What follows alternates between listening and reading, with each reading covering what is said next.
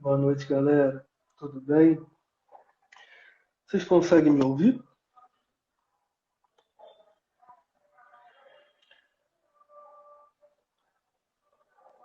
Então, só.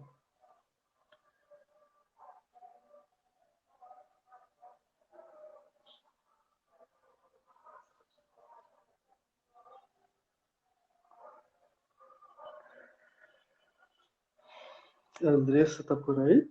Eu mandei o convite aqui, deixa eu ver se foi. Foi.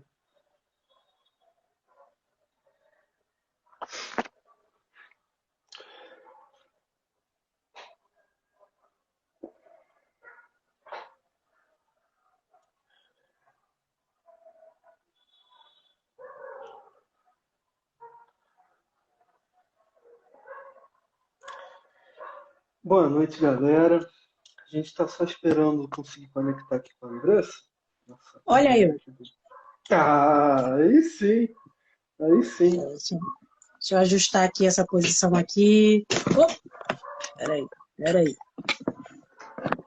Agora ficou melhorzinho, né? Aí sim. Agora sim. Como é que Perfeito, você tá, companheiro? perfeito. Gostei desse verde aí, esse verde esperança aí atrás de tudo. Ah, valeu. É minha casa aqui, tem que esperançar até dentro de casa, né? Não tem jeito. E eu tô esperançando no brinco, ó. Ah, gostei, tá combinando, tá combinando. Mas é isso, estamos com uma audiência legal até para uma live que a gente puxou hoje, né? 31 pessoas. E Isso. aí, é isso. Vamos começar então? Daqui a pouco tem jogo do Flamengo, aí obviamente vai perder, a galera fica triste, aí já sai das coisas, quer ir dormir, né? Então a gente acostuma. É isso aí, é isso aí. Olha, eu acho legal você é, dizer quem você é e quem eu sou. Eu vou apresentar. Para quem está assistindo, esse é o Thales, teólogo, membro da coordenação do Esperançar. Faltou um monte de coisa, que você não é só isso. Show de bola. E eu sou a Andressa, sou coordenadora do Movimento Negro Evangélico no Rio. Moro no país Campo Grande. Sou Meu cantora país é Campo Grande. talentosíssima, evangélica, entre outras coisas. É isso aí. E muito preta, graças a Deus. Graças a Deus. Cara, Tá então, suando vamos aqui pra conversar caramba. aí. Menino, eu também tô, porque tá muito abafado hoje, né? Até choveu em alguns lugares. Essa minha aluna não tá legal. Choveu em alguns lugares hoje, mas tá abafadíssimo, né? Tá. Então, eu acho que é isso, assim, a gente tá meio que vertendo um calor que, enfim. Mas vamos lá, vamos começar. Sobre o que a gente vai falar hoje, Então, Thales? vamos começar então. Eu queria convidar a galera a participar bastante com a gente, né? Comenta aí, vai perguntando. Se tiver algum amigo, parente que você acha que essa live de alguma maneira pode contribuir, compartilha também. Dá uma Sim, curtida para a gente ter engajamento, chegar nas pessoas. E a live de hoje é sobre polêmica, né? É gostoso para caramba falar de polêmica, eu adoro polêmica. E é sobre polêmica de um pastor conhecido no meio cristão, um pastor que toma porrada de tudo quanto é lado, diga-se de passagem. Né? Ele toma porrada uhum, da esquerda, muitas vezes, que acha que ele não é suficientemente progressista. Ele toma porrada da direita, que acha que ele é muito esquerdista. Então, é um cara que, ao meu ver, está no caminho certo. Né? Quando a gente leva é, muita porrada, é porque normalmente a gente está no caminho certo. E geralmente.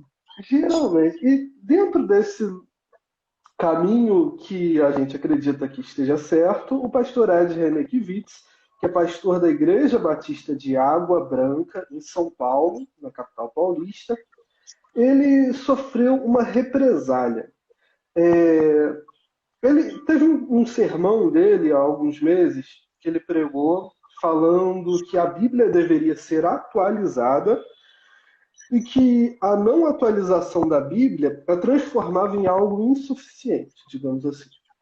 E aí esse pastor, Ed Renekiewicz, da IBAB, Igreja Batista de Água Branca, ele sofreu um processo disciplinar dentro da Convenção de Pastores Batistas, a Ordem de Pastores Batistas, né? Ordem dos Pastores Batistas, isso. E esse ato disciplinar culminou com o desligamento dele da Ordem dos Pastores Batistas, ou seja, para não falar bonito, né, foi expulso. E aí tem algumas questões que a gente precisaria conversar melhor, né? O porquê da expulsão, que vem dentro de um contexto de avanço fundamentalista no Brasil, acho importante a gente falar disso. As consequências dessa expulsão, o Ed René continua sendo pastor, ele perde a carteirinha de pastor, ele é expulso da IBAB, ele deixa de ser pastor da IBAB, a IBAB deixa de ser uma igreja batista. O que acontece, né?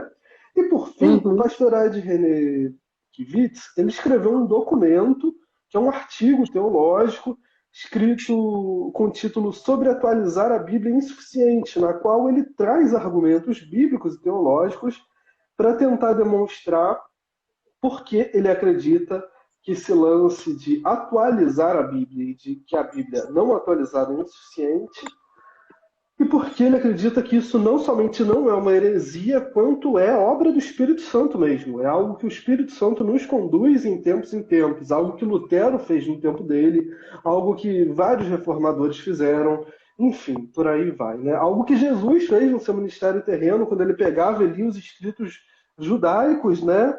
E aí todo mundo achava que ele estava abominando os escritos judaicos da Torá, e aí ele dizia, não, nem um tio vai passar disso tudo. Ou seja, Jesus estava fazendo uma crítica, mas não deslegitimando. Enfim, esses 3 pontos eu acho muito importantes, né, Andressa? A gente compreender esse contexto fundamentalista que leva ao processo disciplinar, as consequências desse processo disciplinar e os argumentos do nosso irmão, pastor Ed René Kivitz. Seria Ed René Kivitz um herege, Andressa? Pois é. Cara, eu achei legal que você fez esse levantamento histórico aí sobre os outros momentos em que houve essa atualização da visão da escrita bíblica, né? E todas as pessoas que se propuseram a fazer isso foram chamadas de hereges em seu tempo. O próprio Jesus. Na verdade, o cristianismo, ele nada mais é do que ele surge a partir de um momento em que Jesus chega e fala: vamos atualizar a visão do que a gente tem como lei de Deus. Quando Jesus pega e fala, olha, tem lá os 10 mandamentos? Ok. Quais são? Então eu vou resumir. Ama a Deus sobre todas as coisas, ama seu próximo como a ti mesmo. Ponto.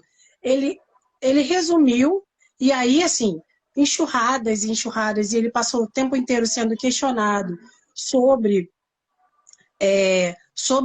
as próprias escrituras, né? Os doutores da lei vinham questioná-lo sobre isso, e ele o tempo inteiro falava, olha, peraí, não é para curar ninguém no sábado? Ele curou no sábado e era proibido pela lei.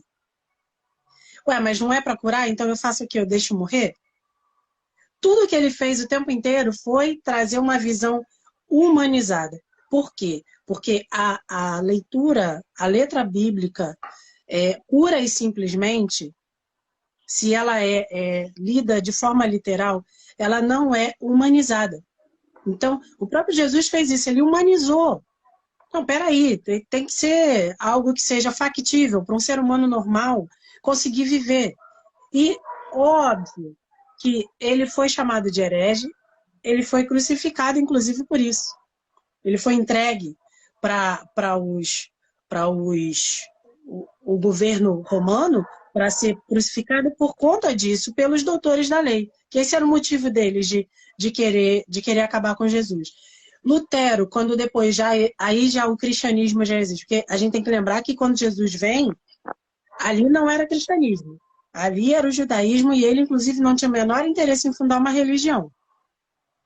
Então, quando Lutero vem, e Lutero, de novo, pega aquilo que era visto como sagrado, uma leitura literal imutável, ele faz uma atualização, ou seja, não, primeiro, Vamos colocar na língua das pessoas. Não é possível a gente ficar falando latim se as pessoas não falam latim. As pessoas precisam entender no idioma delas. Esse foi o primeiro choque. Segundo, todo mundo tem que ter a Bíblia. E vamos lá. E aí ele começa ele traz a, a leitura bíblica de uma forma que as pessoas consigam aplicar na sua vida dentro daquela vivência, daquela sociedade, daquele momento que elas estão vivendo. Herege, né? E isso a gente está falando de momentos e movimentos macro, né? Dentro da religião. Obviamente que a gente teve outros momentos ao longo de toda a nossa história, a gente teve outros momentos em que várias pequenas mudanças foram feitas, pequenas e grandes mudanças foram sendo feitas, e todo mundo que tentou fazê-las foi questionado na sua visão bíblica, na sua fundamentação teológica, né? Sim, sim, Vou botar no total. carregador. Total. Andressa, trazendo mais alguns elementos dessa nossa explicação, né, de modo a contribuir na contextualização, eu estou com o documento do Ed aberto aqui no computador. Vou ler o parágrafo inicial que ele traz para a gente, que é um esclarecimento solicitado pela Comissão de Ética dos Pastores Batistas do Brasil, né, pela Ordem dos Pastores Batistas do Brasil, Seção de São Paulo, relativo ao sermão, e aí ele traz o título do sermão. Olha que interessante, Andressa. Cartas vivas contra letras mortas. É o título do sermão do Ed. Pregado em 25 de outubro de 2020, ou seja, já tem mais de um ano.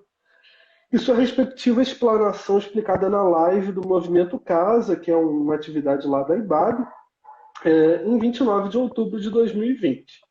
E 25. aí, Andressa, ele pregou dia 25, e aí teve uma outra live da IBAB, Aí desse depois Movimento da Casa. casa, né? Isso. Que aí, no dia 29, 4 dias depois, que ele explicou melhor. Eu imagino que deve ter ficado mal compreendido, né? O que você acha de fazer uma leitura aqui? Eu posso ler o que ele disse. Está transcrito aqui? Você acha uma boa? Não, acho uma boa. Show, galera. Vocês que estão boiando aí, não sabem exatamente o que o pastor Ed René disse, né? Enfim, a live está aberta, deve ter todo tipo de irmãos nossos aqui, né? Tanto irmãos apoiadores do pastor Ed, como irmãos escandalizados com o pastor Ed. Eu acho isso uma benção. Se você veio aqui para entender melhor o caso, para buscar a verdade, em vez de ir por um lado, por outro, por fake news ou por opinião alheia, tá maravilhoso. A primeira coisa que a gente precisa fazer é saber o que o cara disse, né? E aí você tira a sua conclusão, mas sabendo o que ele disse, né? Não por arte manipulada de movimento A ou B, não. Vamos saber o que ele disse, então. Então vamos lá. Nesse sermão, Cartas Vivas contra Letras Mortas, o pastor Ed, ele disse o seguinte: eu leio esta carta de Paulo a Filemon, ou seja, ele estava pregando em cima de Filemon, da carta de Paulo a Filemon, e penso da seguinte maneira: essa carta é insuficiente para mim. Talvez esse seja o grande desafio da igreja contemporânea, olhar a Bíblia como um livro insuficiente. Um livro que precisa ser relido, ressignificado para que os princípios de vida que este livro encerra, que essa revelação encerra, que esses princípios de vida saltem dessas páginas, promovendo libertação e justiça e relações de amor no nosso mundo. É nesse sentido que estou dizendo que a Bíblia é insuficiente. A ética bíblica reflete uma estrutura de sociedade daquele tempo, daquele mundo, daquela época. E não dá para a gente pegar um texto que foi escrito 4.000 anos antes, 3.000 anos antes, 2.000 anos antes e trazer para hoje, aplicando literalmente o que esse texto está dizendo, sem perceber que nas suas linhas a Bíblia é insuficiente, mas nas suas entrelinhas, na revelação que traz o respeito do Cristo ressurreto, a Bíblia explode, promovendo uma grande revolução e uma grande transformação no mundo. Então a gente precisa atualizar a Bíblia, porque se eu não atualizo a Bíblia, e se eu leio literalmente e digo está suficiente a leitura literal da Bíblia, eu legitimo a escravidão. Da mesma forma que tem gente ainda hoje legitimando o machismo, dizendo que o marido é a cabeça da mulher e que a mulher tem que ser submissa. E não leu direito a Escritura, não atualizou a Escritura.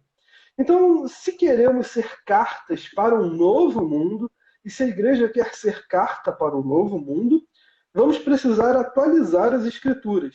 Vamos ter que fazer essa atualização e ter essa coragem de enfrentar os pecados de gênero da nossa sociedade. Enfrentar a questão da homossexualidade, da homoafetividade, dos gays que frequentam as nossas comunidades, estão dentro das nossas comunidades, mas continuam sendo condenados ao inferno por causa de 2 ou 3 textos bíblicos que não foram atualizados. Vamos ter que ter coragem de enfrentar isso, senão continuaremos brincando de religião e não seremos cartas para um novo mundo. Seremos texto morto que descreve o velho mundo. Nós precisamos enfrentar a questão do machismo, da misoginia, do racismo dentro das nossas comunidades. Cuidar das vidas pretas, cuidar das crianças que são abusadas, cuidar das mulheres que são estupradas, que sofrem violência todos os dias. E muito disso legitimado por versículo.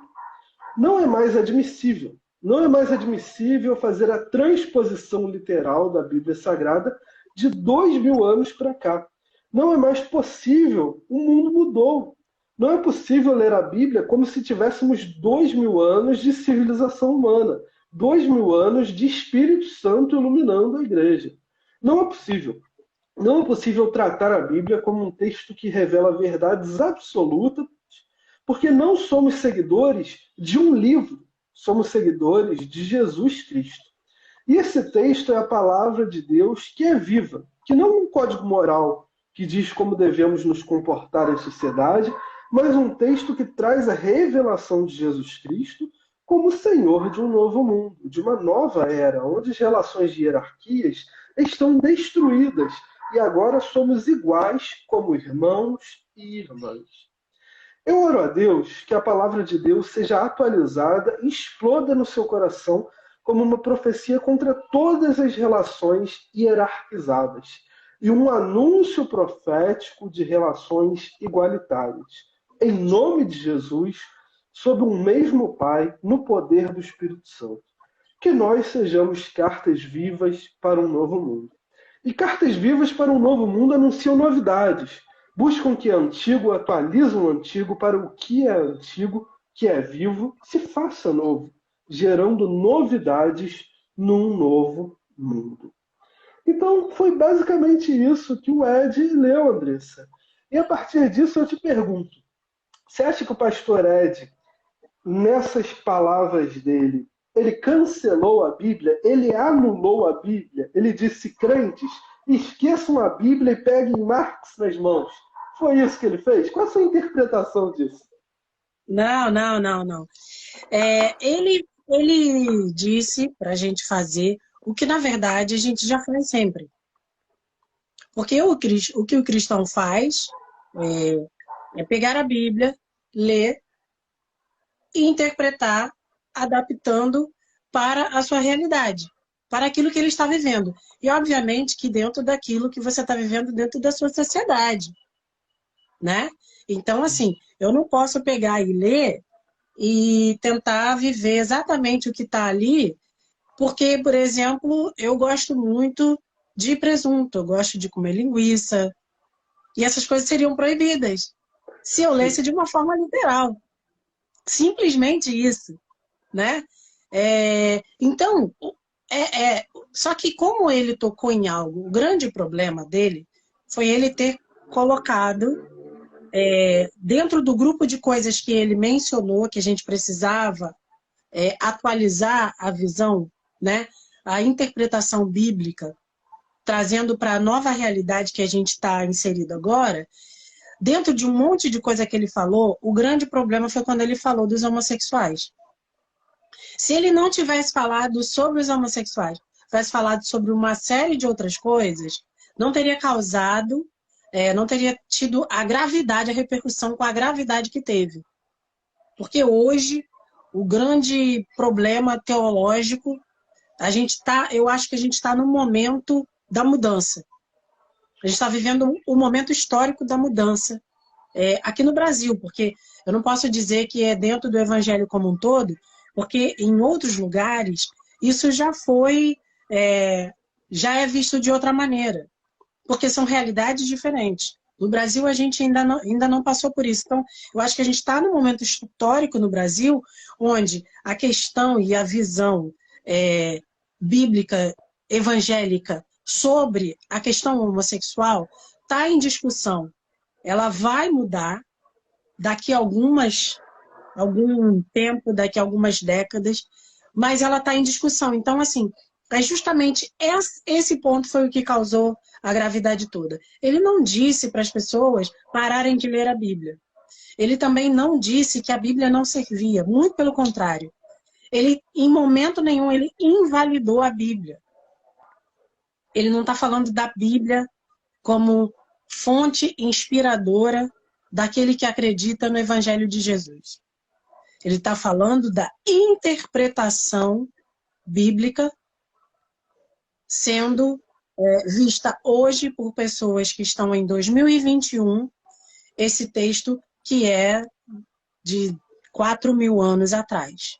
Então, e ele, na defesa dele, eu acho que isso é muito interessante, assim, a gente dizer para as pessoas que ele disponibilizou esse texto, que é o que o Tales leu, e é importante todo mundo procurar ler, porque ele coloca ali a defesa dele, e ele diz, em momento nenhum, ele disse que que a Bíblia não servia mais. Que é o que na verdade, foi recortado um trecho muito pequeno no meio da frase dele e começou a circular nos grupos de WhatsApp e nos perfis, etc., aquele trecho, e foi atribuído a ele o dizer que a Bíblia não prestava mais e não servia para a gente, basicamente.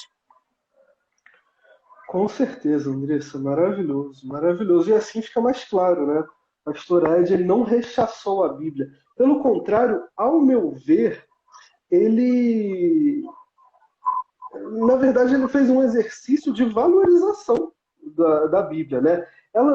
A Bíblia não é um documento histórico que se permite ficar esquecido, abandonado há 2.000, 3.000, 4.000 anos atrás, refletindo somente valores de uma ética daqueles períodos.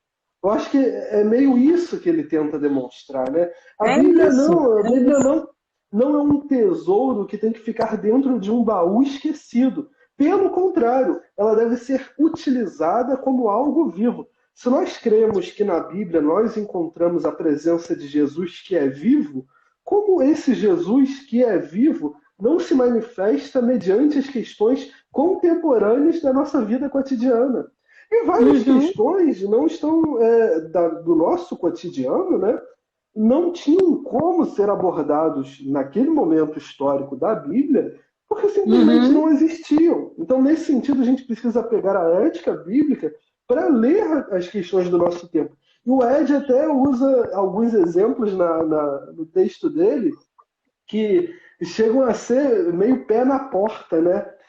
É engraçado. Parece que em determinado momento ele se irrita com a hipocrisia. Ele fica cansado de falar, gente, peraí. E começa a falar um monte de exemplo. Sim.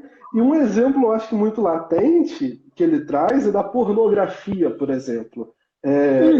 Eu convido você, meu irmão, minha irmã em Cristo, a perguntar ao seu pastor qual é a opinião dele sobre a pornografia. E se a gente fosse fazer uma bolsa de apostas aqui, eu apostaria todas as minhas fichas que ele ia falar, não é legal não, é pecado e tal.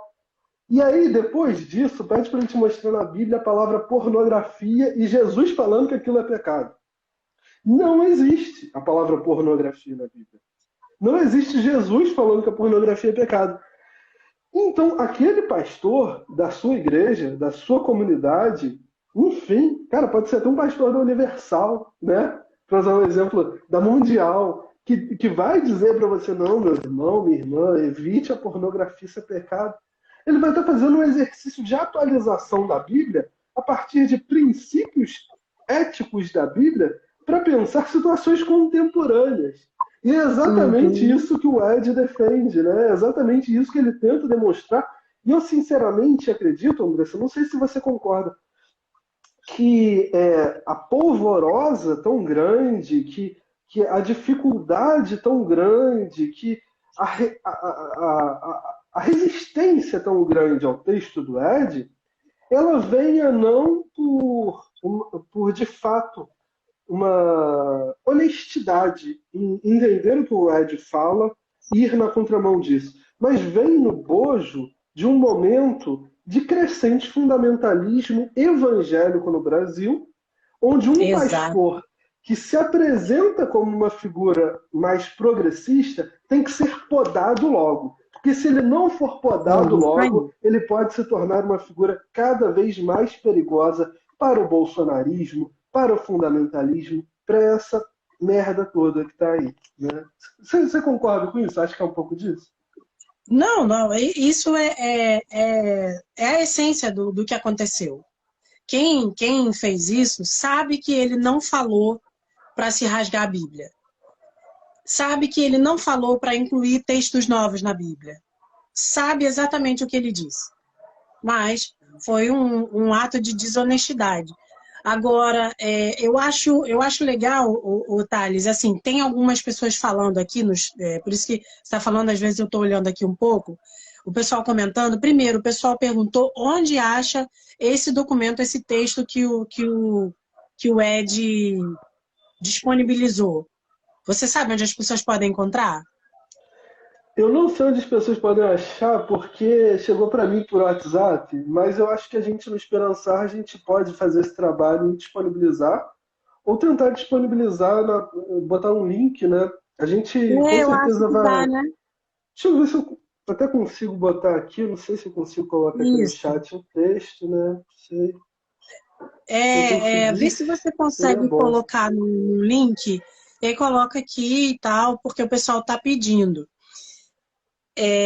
Teve uma pessoa que Ah, perguntou a assim. Gia está dizendo aqui, vai colocar nos stories. Gente, a Gia, nossa coordenadora de comunicação, Ah, maravilhosa, maravilhoso. antenadíssima, já está falando aqui que vamos colocar nos stories. Então é isso, gente. Daqui a pouco vocês dêem uma olhadinha nos stories que vai estar lá o texto do Ed.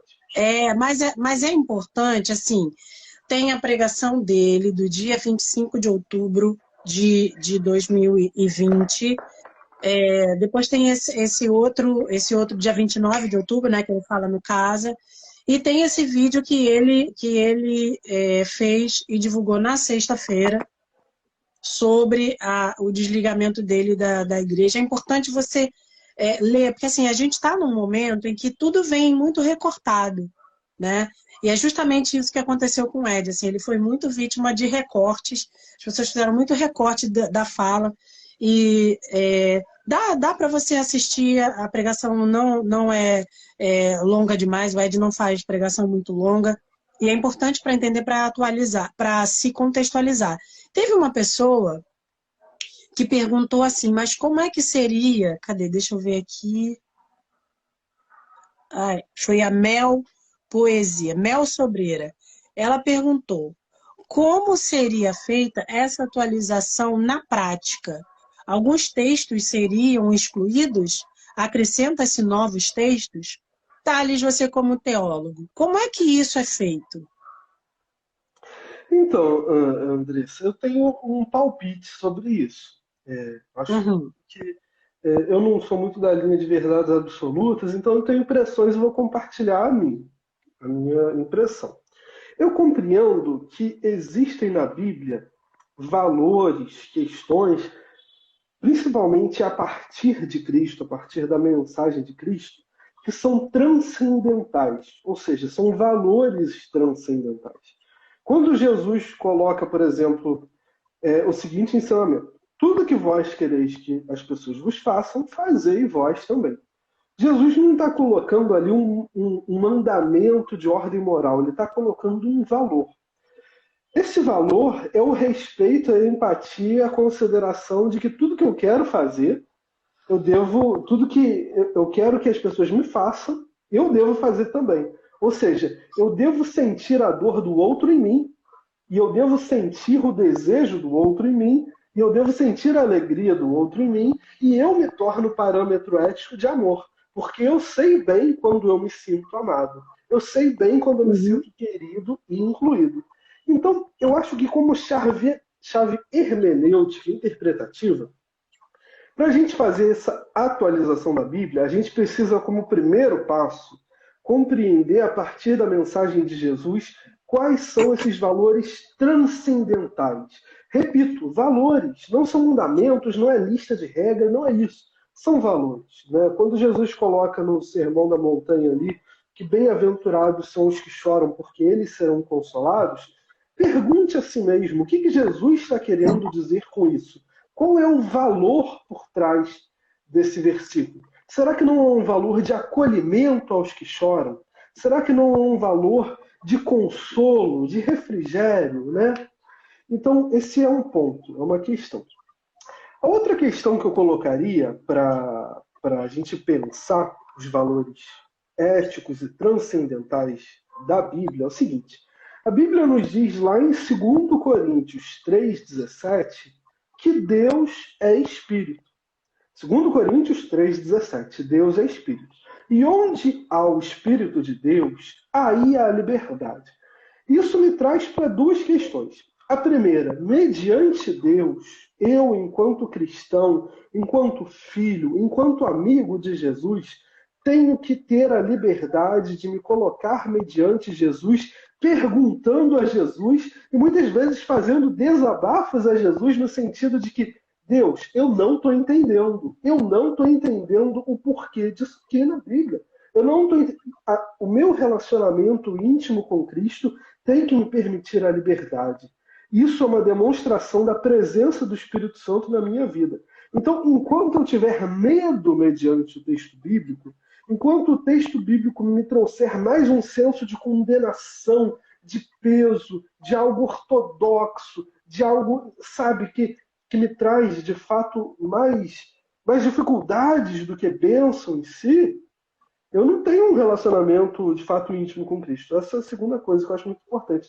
Mas quando a gente fala que o Espírito Santo de Deus, ele é liberdade, eu acho que ele também é liberdade para pensar que o Espírito Santo continua falando, pensando, atuando o tempo contemporâneo, assim como ele fez no tempo dos discípulos, assim como ele fez no tempo de Davi e assim como ele fez no tempo de Moisés.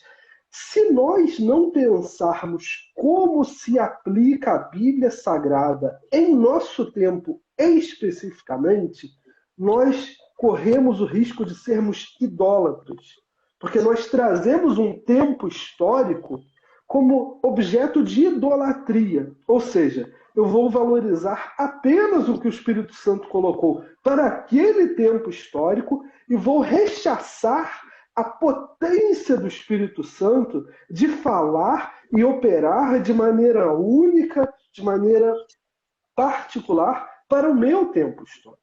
Existem várias questões do nosso tempo que mudam com cada vez mais frequência que não eram visíveis em outros tempos históricos. Então, se eu não compreendo que o Espírito Santo tem liberdade para falar para além da literalidade do texto bíblico, eu coloco o Espírito Santo como um subproduto de um período histórico específico. Olha que coisa terrível.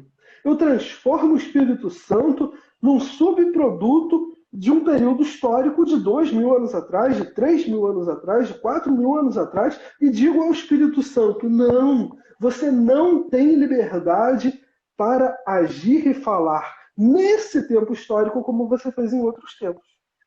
Então, ao meu ver, esse lance de como a gente vai fazer essa atualização da Bíblia, ou não fazer, enfim, isso diz muito respeito à nossa intimidade com Jesus e à nossa sensibilidade ao nosso tempo histórico. Considerando que independente disso tudo, existe uma ética, uma hermenêutica bíblica que transcende qualquer especificidade histórica, que é o fato de que Deus é amor. Então, independente do período histórico, eu tenho que ler a Bíblia, aplicar a Bíblia, compreender a Bíblia, partindo da lente interpretativa de que Deus é amor. Então, como a Bíblia se aplica nas minhas relações em amor? Como a Bíblia se aplica à comunidade LGBT em amor? Como a Bíblia se aplica aos pobres e oprimidos em amor? Como a Bíblia se comporta mediante as igrejas que sugam o dinheiro dos seus fiéis em nome do enriquecimento de umas poucas lideranças em amor? Em amor, como a Bíblia analisa essa questão e todas as questões da vida, né? Então, resumindo, essa é a minha impressão, Andressa. E você, o que você acha disso tudo? Faz sentido, não faz? É piração? Uau! O cara chega, dá uma aula, e aí depois, resumindo, é só o que eu tenho assim de impressão, né? Meu Deus! Então, assim, a minha visão é isso, só que a minha... eu não sei falar da maneira que você fala, assim, com essas tantas coisas incríveis. Mas o que eu vejo, na verdade, assim, para quem não conhece a igreja evangélica, não sabe como é que funciona, como é que foi ao longo do tempo? Como é que funciona? Um pastor vai pregar e aí ele ora a Deus, inspirado por Deus, guiado pelo Espírito Santo. Ele, ele vai, fala sobre um tema e baseia aquela palavra na Bíblia, num texto bíblico. Ele escolhe um texto bíblico e aí ele fala sobre aquele texto bíblico, aplicando aquele tema que ele quer falar. E esse tema, às vezes, é uma coisa que sempre aconteceu, ou uma coisa que pode ser um fato da semana, ele consegue e ele aplica aquilo ali. E aí, como é que isso acontece? Ele acrescenta, por exemplo, se tem uma bomba atômica, foi jogada uma bomba atômica e ele quer falar de bomba atômica. Não tinha bomba atômica no tempo da Bíblia. O que ele faz? Ele acrescenta, escreve na Bíblia dele, na página, e aquilo passa a fazer parte? Não, não é assim.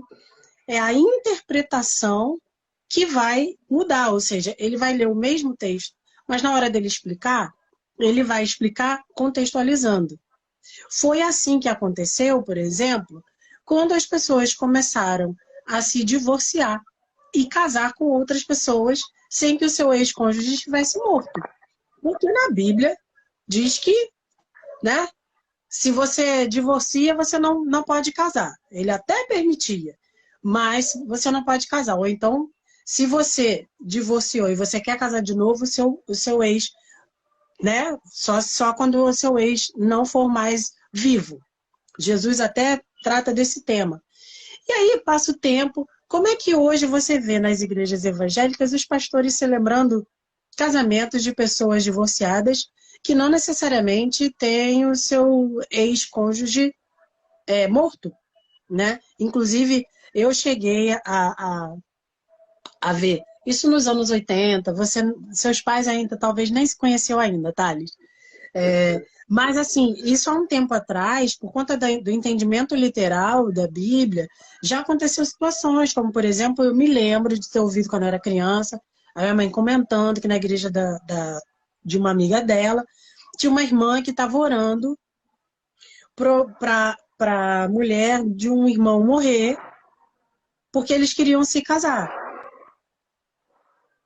Então, assim, por quê? Porque no entendimento dela, ele estando sem a mulher, a ex-viva, eles poderiam se casar, porque havia essa visão literal de que enquanto a ex estivesse viva, eles não poderiam se casar. Olha o grande problema. Como é que hoje você não vê? E por que hoje a gente não vê isso? Por que hoje a gente vê os pastores casando tranquilamente pessoas divorciadas, que o cônjuge está vivo? A gente vê, e esses pastores não são perseguidos. Como é que é essa pregação? Por quê? Ele pega o mesmo texto bíblico e ele só coloca de uma forma atualizada. Ele vai explicar dentro do contexto, olha, hoje, segundo a legislação do nosso país, né, isso é uma vivência que é permitida, essa relação é permitida por lei, e etc. e tal. Então as pessoas vão se casar. Ele fala sobre o amor, que deve haver o respeito naquela relação, abençoa aquela relação, e ele não vai ter o ministério dele cassado por isso. Mas em algum momento da história, alguém perdeu o ministério por fazer isso. Então, o que a gente atualiza não é o texto. Ninguém pega um texto e acrescenta lá. O que se muda é a maneira de você pregar e interpretar o texto de acordo com o momento que você está vivendo. Real, é isso, Andressa. Acho que agora deu para ficar bem claro para a gente essa questão toda. Ver que mais do que uma discordância teológica, mais do que essa acusação feita ao Ed, né, de ser um herege, está acima de tudo uma questão política, né? Política de um comportamento político de uma ala fundamentalista no Brasil, porque, como você deixou muito claro para a gente, atualizar a Bíblia para dialogar com questões do presente já está mais do que feito, né? Todo dia, em púlpitos de todos os lugares, por tudo quanto é pastor, né? Todo dia, gente, olha só. Até o Ed fala sobre isso, eu lembrei, porque quando teve essa situação no ano passado, né, e ficou todo mundo lembrando situações e tal, e o Ed, graças a Deus, ele relacionou nesse documento dele todos esses textos, tá? Então, por exemplo, tem na Bíblia dizendo que as mulheres não deveriam ensinar nada dentro da igreja. Paulo falava, não, não, elas não devem ensinar nada. E aí eu te pergunto, hoje você chega dentro de uma igreja, quem são as pessoas que são maioria nos departamentos de ensino da igreja? As mulheres. O que seriam as igrejas sem as mulheres para ensinar? Sem essa força de trabalho incrível. Então, em que momento alguém... Como é que esse pastor hoje faz para pregar, né, incentivar as mulheres e abençoar e agradecer elas pelo trabalho na igreja, se tem dentro da Bíblia dizendo que não era? Exatamente isso. Ele atualiza para o momento que a gente está vivendo. Alguém até comentou aqui, assim, atualiza, se faz isso o tempo todo. Teve uma pessoa, vou tentar achar aqui, se faz isso o tempo todo, mas na verdade faz uma contextualização sempre dentro daquilo que convém, né? Ou seja, me convém ter bastante mulher trabalhando, porque se eu for contar só com os homens, a igreja não vai para frente. Então, eu atualizo para ter essa força de trabalho dentro desse espaço aqui. Mas, por exemplo, e aí eu menciono a própria denominação batista da qual eu faço parte, a Igreja Batista continua não atualizando a visão sobre o ministério pastoral das mulheres. Aí, para isso, não, mas a Bíblia diz que a mulher não pode ser líder. A mulher não pode dominar. Não pode falar na igreja, mas ela não pode dominar. Ela não pode dominar o seu marido. Aí ela não pode ser pastora. Mas para ela ser uma professora de escola dominical, para ela coordenar o departamento de ensino da igreja, para ela ensinar todas as coisas, para ela carregar a igreja nas costas, ela pode? Está podendo. Está podendo. Duríssimo, né? Haja estômago. Haja estômago. Mas é isso. Olha, Thales, eu acho que era importante a gente explicar também para as pessoas. Tem muita gente que pode não ter entendido, assim, que você falou no início, assim, o Ed vai deixar de ser pastor? A igreja não vai poder ficar mais com o Ed? A IBAB vai deixar de ser uma igreja batista? O que isso significa? O que é essa ordem de pastores? A ordem de pastores pode caçar e tirar do Ed o direito de ser pastor e de dizer que é pastor batista e de pregar? Como é que funciona isso? Vamos lá, maravilha. Eu acho que é uma das coisas que mais está deixando as pessoas ansiosas, né? Vai pegar um pastor com quase 40 anos de ministério e jogá-lo às traças. É assim que funciona, né? Então vamos contextualizar. A Ordem dos Pastores Batistas é uma fraternidade, né, de colaboração mútua entre pastores batistas. Isso significa que é isso, é só uma fraternidade, que acolheu o Ed quando o Ed era um jovem pastor, né, e que em determinado momento não concordou mais com o posicionamento teológico do Ed. Na prática, é só isso. A Ordem dos Pastores Batistas não tem o poder de instituir ou caçar nenhum pastor, não tem poder de desligar uma igreja batista da sua natureza batista. Na verdade, não muda nada, né, na prática. Muda que revela o posicionamento político e fundamentalista, infelizmente, de uma associação que poderia ser uma fraternidade muito útil para tocar coisas que realmente importam e ajudar em questões que realmente importam, em vez de fazer perseguições fundamentalistas. Ed continua sendo pastor, Igreja Batista de Água Branca continua sendo maravilhosa como é, Ed continua sendo pastor da IBAB, e na prática, quem se queima é a Ordem dos Pastores Batistas. Não é isso, Andressa? É isso, e eu acho que eles, na verdade, deram um tiro pela culatra, porque, na verdade, eles acabaram atraindo mais atenção, eles acabaram colocando, como eu falei até hoje para o Thales, eu acho que eles colocaram o Ed, com isso eles fizeram a moldura para colocar o Ed na parede, na galeria da história da Igreja Evangélica no Brasil, né? Dando a ele esse destaque e personificando nele a figura de um pastor que está tentando trazer uma mensagem renovadora do Evangelho de Cristo, que tire o peso das pessoas e traga realmente a palavra renovadora e curadora de Jesus. E aí, porque tem muitos outros também, a gente não pode achar que o Ed é o único, a gente tem muitos outros. O Henrique Vieira, inclusive, é um deles. E aí ele vai passar a ser visto e vai ficar marcado na história como essa pessoa que ousou fazer isso, porque obviamente ele não estava fazendo isso de uma maneira inadvertida, ele sabia muito bem onde ele estava pisando, ele sabia os riscos, ele ousou fazer isso.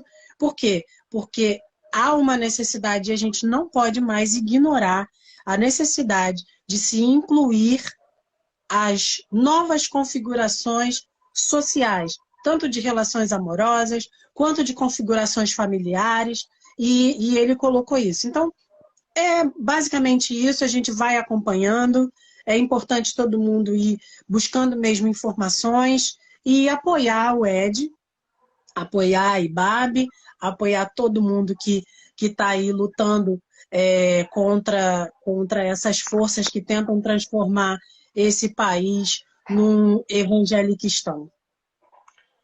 É isso, maravilha, Andressa. Eu acho que a gente já está caminhando para o final do nosso encontro. Eu gostaria de pedir de coração, nós gostaríamos de pedir que vocês que estão aqui com a gente, vocês que acompanham o Esperançar Direto e tal, estejam orando pela vida e família do pastor Ed, que tem sido muito exposto e alvo de muito ataque desses fundamentalistas em redes sociais, em comentários maldosos, em coisas desse tipo. Queria pedir que vocês orassem pela IBAB, por essa comunidade que tem sofrido essa exposição tão grande, que é uma comunidade que eu pude fazer parte quando estive em São Paulo, e é uma bênção, infelizmente está sendo exposta de uma maneira totalmente cruel, e por tantos e tantas pastores e pastoras que sofrem todo dia esse tipo de perseguição e não tem tanta visibilidade como o Ed, e às vezes a gente nem fica sabendo. Que Deus abençoe a saúde mental desses irmãos e irmãs em Cristo. Que Deus abençoe a resistência, o coração, a força, a família e o vigor desses irmãos e irmãs que sofrem tanta perseguição por se manterem compromissados com o Espírito Santo, que sempre é presente e não é só passado, e sofrem perseguições por conta disso, né?